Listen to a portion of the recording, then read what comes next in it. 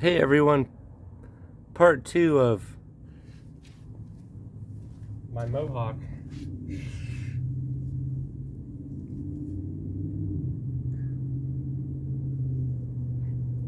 So I realized that the lighting isn't too good right here, but do you remember when you were a kid and you used to put glue on your palms or I used to put it on my stomach and peel it off, and my hands, of course. I used to eat glue. It tasted good.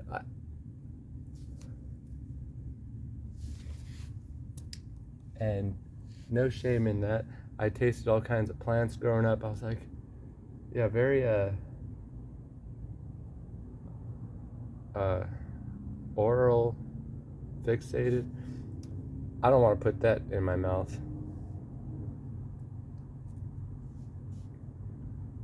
So one of the cool things about getting glue on your hands, it sucks all the dirt off of it. And I slept outside last night, and one of the things I like to do when I'm sleeping outside is have my hands and my feet in the dirt. So my hands and my feet get dirty, but it's good outside, clean dirt. Is that an oxymoron? Anyway, what I really should be doing is letting my hair set with the help of the gravity.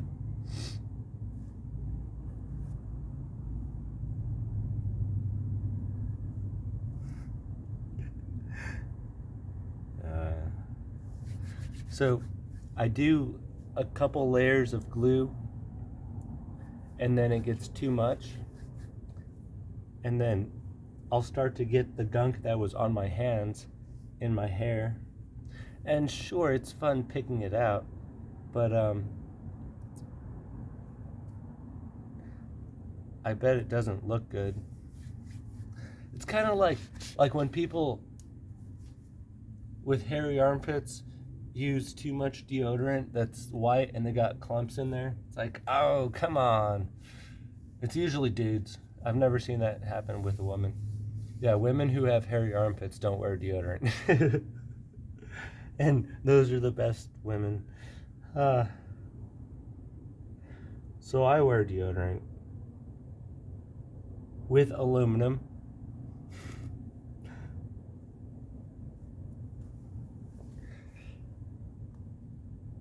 But also,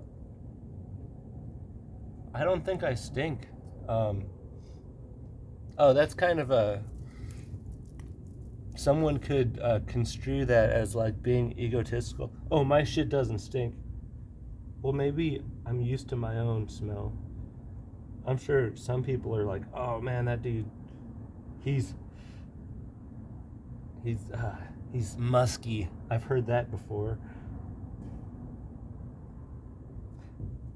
And I've smelled the difference in other people as well. Like some people, I can tune into their pheromones, and they smell potent, feral, and then other people are like, "Oh, dude, go jump in the ocean or something."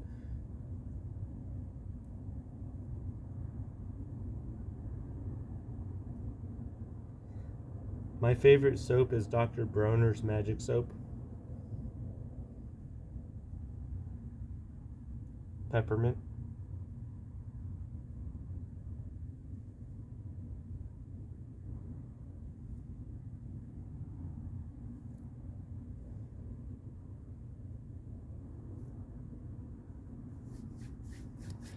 All right, I think this will be the last part. Oh, I don't know if I mentioned it. Yeah, I want a palm reader to read my palms when I got all this glue and gunk on my hands. What's my future?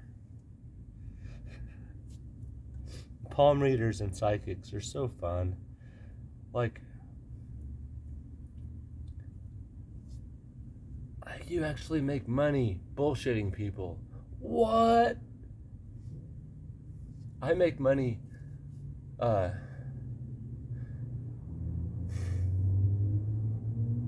No, money comes to me from the work and effort that I put into the world. Well, so like tree trimming, massage therapy. So I'm going to recant my last statement. If the psychics are telling people things that improve their lives, fuck yeah, good for them. But it's the ones that keep taking the money,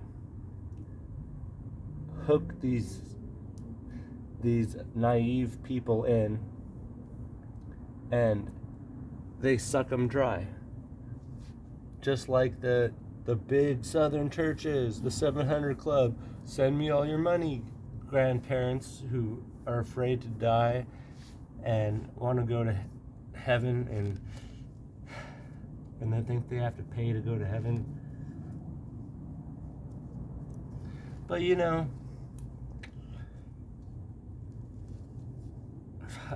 yeah, you know, what do you know? I don't know. I know that I'm putting a Mohawk in my hair right now, and there's a lot of blood rushing to my brain. So I've never charged for spiritual services. I've never sold drugs. That's bad juju. Like, the drugs are tainted. So I'm talking about mushrooms, cannabis, alcohol, tobacco, caffeine. If anyone asks me and I have them available, sure, I'll share. And I actively seek out people who need a little change in perspective from some plant medicine.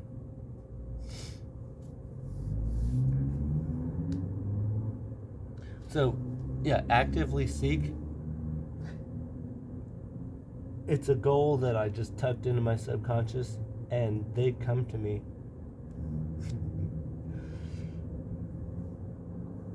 If they're in my space, they're in the right place at the right time.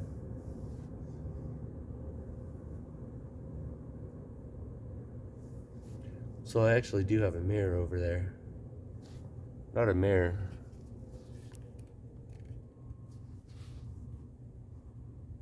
A reflective surface.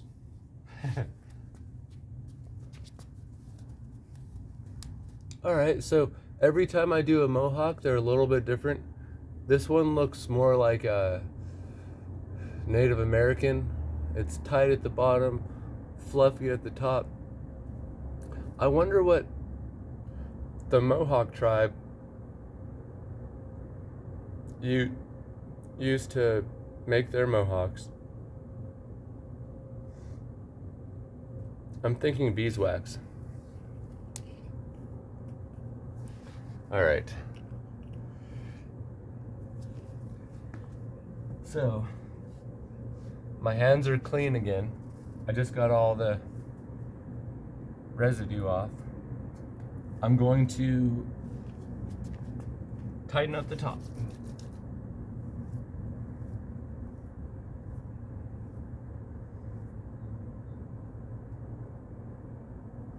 So I wonder why it's called a Mohawk. Like, hawks don't have hair like this. It should be called a Mo Rooster. No, actually, I think it's because the Indian tribe, the Mohawks.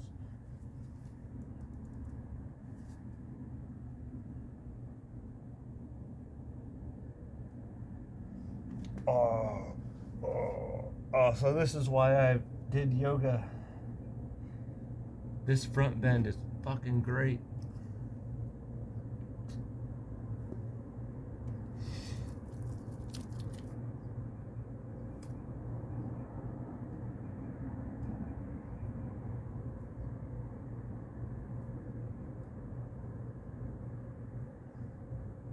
So at some point, my Mohawk is going to be super long. I have no plans to cut the top of my head hair or the back, but also sometimes I get an inkling and I just cut it. But this time, like, let's see how long I can grow it. And at this point, it's also convenient. I can put my hat on when there's not glue in it, or when the glue is dry. I don't want to get my hat dirty, but I can hide my hawk because it draws attention. Sometimes I don't want that attention, so I can still blend in. And even if when it gets like 3 feet long, I can tie it back into a knot and then still tuck it under my hat. I've seen Rastas have like 15 pounds of hair and they gotta have a big old knitted hat. And so, like, if you got that amazing hair, I would wrap it around my shoulders. Like, if I couldn't hide it, I would wrap it around my shoulders, my neck, and oh yeah. So as you can tell, the relationship people have with their hair interests me. Yeah, there might be some gunk in there, but I think it looks good. You know, it's funny. I'm not even like a particular fan of punk rock, the music. Even when I was a teenager,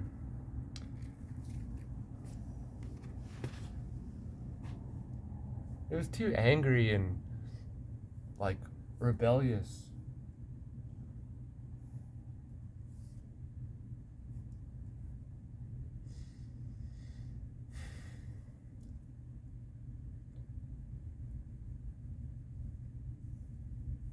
All right. Thank you for sharing this time with me.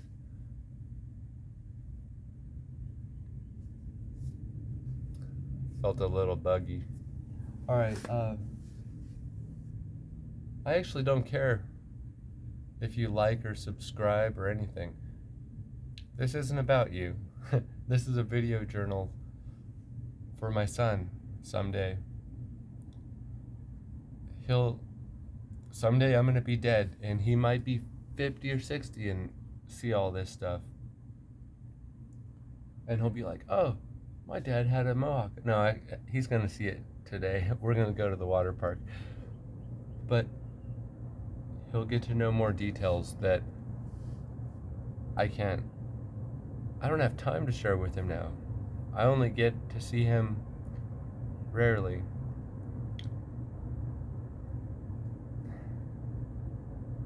But they're the most precious times in my life.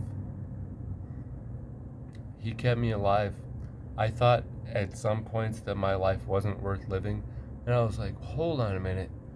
I had a kid with an amazing, beautiful woman, and that kid, he shouldn't grow up thinking, oh, his dad hated his life and offed himself. Because I don't hate my life, and there's no way that I'll ever kill myself. I've thought about it, and it's important to think about when we're gonna die. If things get too shitty, maybe I'll do that. But things aren't shitty. But it is an option for a lot of people, and they take it. And don't judge them because you haven't been in their position. Or maybe you have. You've been on the edge. I don't know.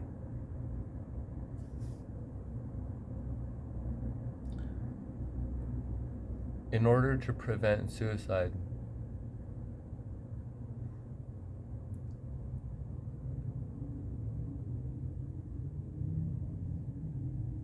yeah, I don't have a good one for that.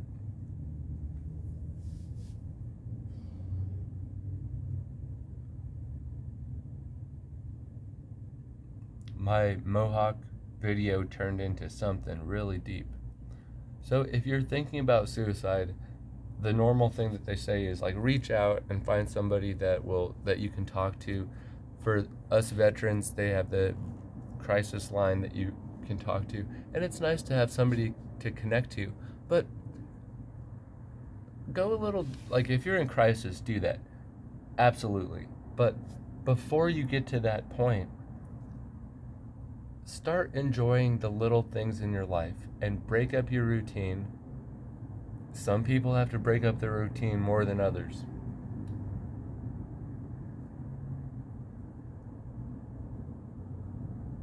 But you can do little things. Go out for a walk, go for a hike, go for a swim. Yeah, all nature things. Go to a party, go to a concert, um, exercise, run, play a prank on someone, pick up a new hobby. Like, I know that these things are not secrets, but sometimes people need to hear them in order to do them. And I hope that you like the sound of my voice. Oh yeah. Yeah, that's good enough. All right. Bye everyone. I love you.